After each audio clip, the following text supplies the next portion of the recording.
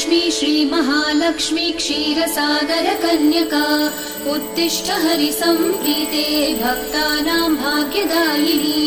श्रीलक्ष्मी श्रीमहालक्ष्मी क्षीरसागरकन्यका उत्तिष्ठ हरिसम्प्रीते भक्तानां भाग्यदायिनी। उत्तिष्ठोत्तिष्ठ श्रीलक्ष्मी विष्णुवक्षस्थलालये उत्तिष्ठ करुणापूर्णे लोकानां शुभदायिनी। उत्तिष्ठोत्तिष्ठ श्रीलक्ष्मी विष्णुवक्षस्थलालये उत्तिष्ठ करुणापूर्णे लोकानां शुभदायिनी।